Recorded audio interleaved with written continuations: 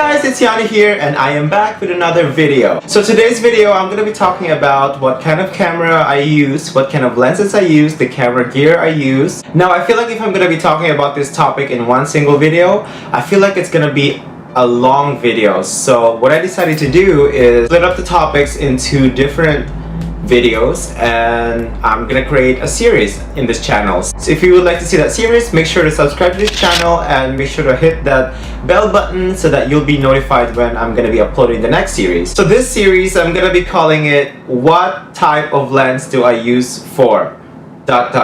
So it could be wedding, portrait, landscape, anything. Just keep in mind I'm a portrait photography, so I'm going to be mostly talking about that. So without further ado, let's get started.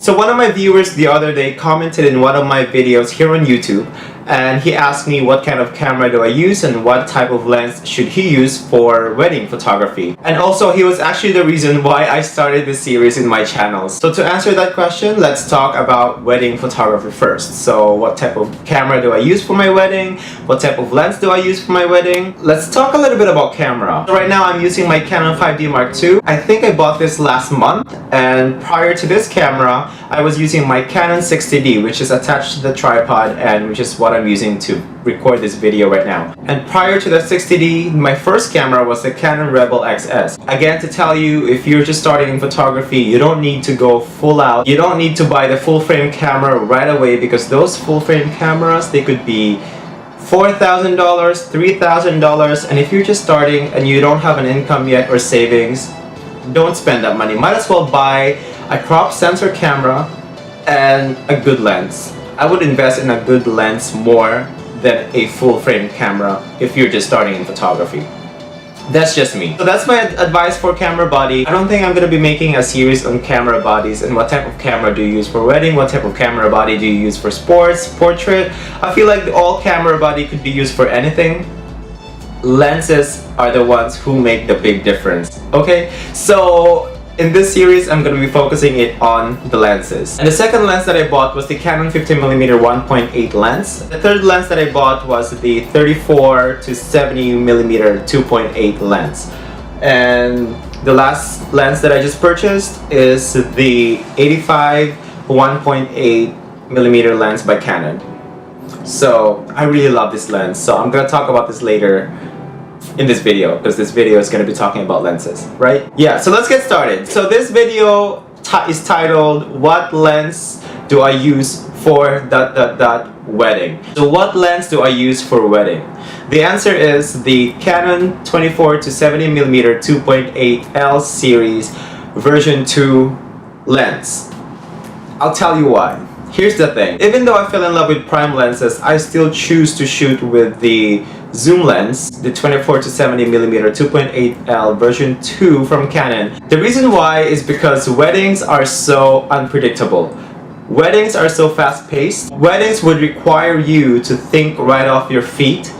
Weddings would require you to think right away, solve the problem right away, whatever the problem is, and find solution right away. So that's just the nature of wedding. The very first time I've shot with that lens in a wedding, it saved my life. I did not feel the need to change lenses in the middle of photographing something. All the weddings now, I could shoot the entire wedding by just that one lens. Just that one lens. The aperture is low enough to achieve that nice bokeh buttery background, if that's what you're into. At least that's what I'm into, especially when I'm photographing portraits. Although it's not very blurry compared to the prime lenses, especially the 85 1.8 by Canon. This is my favorite portrait lens. See, the thing with this is it's hard to take group photos, and during weddings, those are the kind of photos you would be taking, unless you're taking portraits of the bride and groom. But other than that, everything is gonna be group photos, everything's gonna be documentary style, everything's gonna be a lot of family members, a lot of friends grabbing you from left to right and asking you to take their photos. That's just the nature of weddings. So I wouldn't recommend photographing a wedding with this lens, especially group photos, because this has such a shallow depth of field, meaning the lens is so wide open, 1.8, which means your background is gonna be so blurry, which is perfect, which is great. But in a group photo, what happens to those people in the front? What happens to those people at the back? It's just not gonna work. Those people at the front, those people at the back, they're just gonna be blurry. So that's one of the reasons. The other reason why I chose the 24-70 2.8 lens by Canon is because it's so versatile. It's a zoom lens, okay? It could go as wide as the 24mm, and it could zoom in all the way to 70mm. Wait, is it 70 or 75? I think it's 70. So it could go zoom in all the way to 70, which could be perfect for portrait.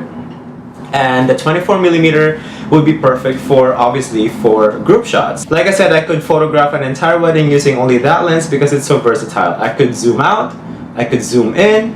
Well, you could do that with a prime lens, but you would have to use a lot of energy by walking towards the subject, by walking away from the subject to get whatever picture you want to get. Also, the reason why I chose the 24-70mm lens when you're photographing wedding, because the wide angle is 24mm, which I think is good enough when you're photographing tight places such as the bride's house, the groom's house, hotels, apartments, condos. And those places are usually the places where the bride and the groom would get ready in. So, and those places are tight. So that's why you need a good wide angle. Sure, you can get like a 13mm to 24mm, but again, that's extra work. Like I said earlier, it's very hectic, it's very stressful. You'll be running around, you'll use your energy from 9 a.m. to midnight. So you don't need extra baggage, you don't need extra piece of glass in your bag to be carrying everywhere. So I think 24mm is good enough, to be honest, especially when you're using a full sensor camera. Perfect. Some of you are probably gonna hate on me in the comment down below for saying you don't need other lenses.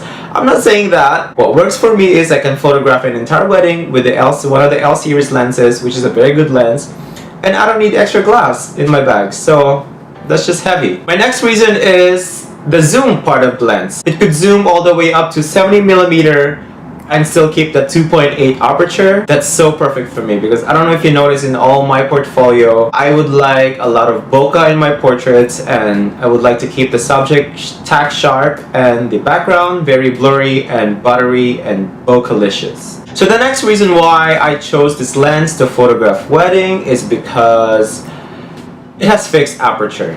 That's the dream. That's why I love, again, you get it, prime lenses, because they have fixed aperture. The next reason why I chose that lens to photograph wedding is because the aperture is so low at 2.8, meaning the aperture is wide open. It lets a lot of light in. And when you're photographing the getting ready shoot, which are usually done in the house, you don't know if it's in the basement or with a small window, when you have that 2.8 lens, it makes a huge difference in your exposure. It will help you a lot. It will help you expose your image very well, and it would let a lot of light in. And that's a big thing, okay? Because when you're photographing indoors, obviously you would want a lot of light, and 2.8 is very good for that, because when you, like I said, when you zoom in, it's still 2.8. When you zoom out, it's still 2.8. Your exposure is constant. You don't have to change a thing, okay? Downside. The only downside of the lens is it's too heavy, especially with my Canon 5D Mark II. The body is heavy as it is, and when you add the big lens on top of it, it's heavy, and then you have the flash. It's heavy. That's the only downside. And the last benefit is the lens is so sharp. Like, I was just editing the photos from my wedding 2 weekends ago, and every time I zoom in to make sure if the eyes are sharp, it's sharp. It's so sharp, you can't beat it. It's nice, it's good quality. Your photo has nice contrast, your photo has nice sharpness. It doesn't do a lot of distortion, it doesn't do a lot of vignettes, so I like it. That's why I like the lens. So those are my main reasons why I chose the 24-70 2.8L version 2 Canon lens in photographing weddings, because let's see if I can remember them. Because first, they're versatile. You can zoom in and out. Good for portrait, good for group shots, fixed aperture, lets a lot of light in. It's sharp. It's just versatile. It saves you time. That's why I recommend using that lens. If you don't have it, check your city if there's like camera rentals near you. I always rent the lens because I don't have it myself because it's too expensive. So to the viewer who commented down below, thank you for leaving that comment, and this is the answer to your question. So I hope this helps. I hope this helps everybody out there who's photographing wedding or starting to photograph wedding. So leave me more questions down below on camera gear, camera equipment, how to do this, how to do that. Just leave them down below and I'll make sure to answer them in my next video. So again, the series is what lens do I use for ... This video is weddings. So next video I'm going to be talking about portrait, just portraits in general. No weddings, just portrait. What type of lens do I use for that? You probably know already if you have finished watching this video, but I'm still gonna talk about it, so sorry about it. So if you like this kind of video, make sure to thumbs up, subscribe to this channel to see the next videos, and I will link all my social media down below, my Instagram, Twitter, Facebook, YouTube, and check out my website. And yeah, thank you all for watching. I'll see you all next time.